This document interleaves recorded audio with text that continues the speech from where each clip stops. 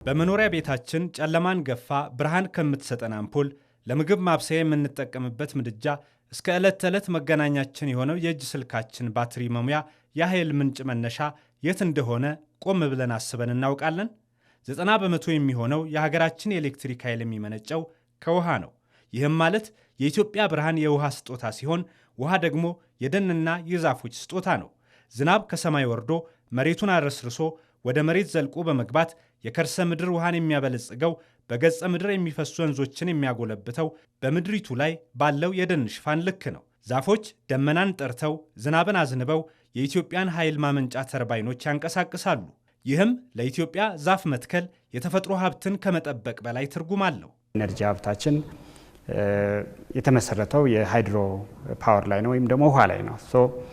የውሃ ሀብታችን ምንጩ ላይ ስንጠብቀው በቂ የሆነ ውሃ እንድናገኝ እናደርጋለን። ተራሮቻችን ሲጠበቁ ሎካል የሆነውን የሃይድሮሎጂ ውህደቱን ስለሚቀይረው በቂ የሆነ ዝናብ እንድናገኝ ያስችለናል። አንድ ችግኝ በተከልን ቁጥር አንድ ህይወት እየሰጠን እንደሆነ ነው ማሰብ ያለብን።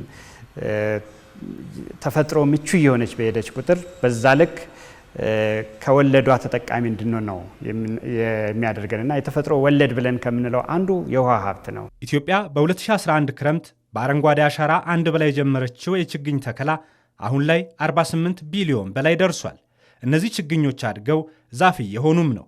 የዝናብ መጠን እንዲጨምር በማድረጋቸውም የኃይል ማመንጫ ግድቦች የሚይዙት የውሃ መጠን ከፍ እንዲል እያደረገ ነው። ይህም አረንጓዴ አሻራ ለኢትዮጵያ ታዳሽ ኃይል ልማት ያለውን ትልቅ ጠቀሜታ አጉልቶ ያሳያል። ከፍታማ አካባቢ ላይ ወይም ተራራዎች አካባቢ ላይ የምንሰራው የደን ልማት ስራዎች ከግርጌ ላይ ያሉ ምንጮች እንዲጎለብቱ የከርሰ ምድር ውሃ ሀብታችን እየጨመረ እንዲመጣ ወንዞቻችን ተመጣጣኝ የሆነ ፍሰት ዓመቱ ሙሉ እንዲኖራቸው ያደርጋል። ይሄ በቅርብም ባደረግናቸው አንዳንድ የአሰስመንት ስራዎች ወንዞቻችን ላይ ምን ያህል ለውጥ እያመጣ እንደሆነ ማየት ተችሏል። በተጨባጭ የአረንጓዴ አሻራ ተግባራችን በውሃ ሀብቱ ላይ በሁሉም ዘርፍ በከርሰ ምድርም በገጸ ምድርም በግድቦቻችን ላይ በምንይዛቸው ውሃም በሐይቆቻችን ላይ ባለው ውሃም ላይ እያመጣ ያለውን ውጤት በተጨባጭ ማየት ተችሏል። ዛፎች ዝናብ አዝንበው የሁላችንም ኩራት የሆነውን እንደ ታላቁ ህዳሴ ግድብ ያሉ የኃይል ማመንጫ ግድቦች ውሃ እንዲሞሉ ከማድረግ በተጨማሪ የአፈር መሸርሸርን ተከላክለው በደለል እንዳይሞሉም ይጠብቋቸዋል።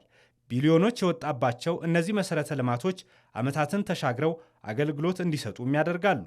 ኮሌክቲቭሊ እንዳንድ ሰው ሳይሆን ተደምረን በተሰባሰበ ኢትዮጵያዊነት ስሜት የሆነ ሀብት ለነገ ኢንቨስት የማድረጉ ልምምድ ከዚህ ቀደም እምብዛም ያልነበረ በመሆኑ አሁን ይህን ጉዳይ ካስቀጠል ነው ለልጆቻችን ምን ሊያመጣ እንደሚችል በቀላሉ መገመት ይቻላል። ግድብ ስንገድብ ውሃ ስንይዝ የግሪን ሌጋሲው ስራ ባይሰራ ኖሮ ሌላ ኪሳራ አለበት። በቂ ዝናብ አናገኝም። ውሃው ሲሄድ በከፍተኛ ደረጃ አፈር ይሸረሸራል። ይህ በጣም ጎርጅ የበዛበት ቀጠና ነው። ከግሪን ሌጋሲው ጋር ተያይዞ በቢሊየንስ የተከል ነው በዚህ በተፋሰስ ቀጠና ላይ እሱም በከፍተኛ ደረጃ ውሃው እየጨመረ ግን ደግሞ አፈር ደለል እየሞላ እንዳይሄድ ያደርጋል። ያ ኢንቨስትመንታችን ደግሞ ግድባችን እንዲከላከል ያደርጋል።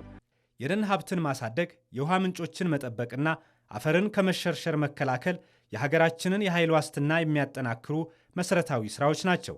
በአረንጓዴ አሻራ የተመዘገበው ስኬትም የዚህን እውነታ በግልጽ ያሳያል።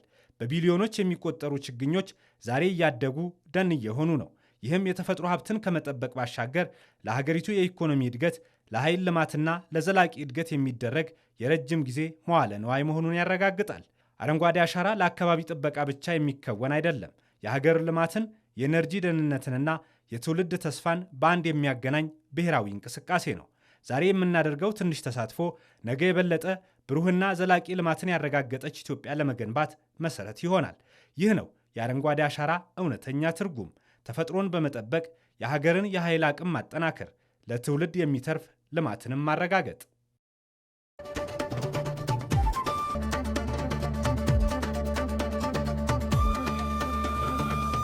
ኢትዮጵያውያን ህብረት አላቸው። ለሚፈልጉት ነገር ለሀገራዊ ፍላጎት ለሀገራዊ ትልም በጋራ ይቆማሉ።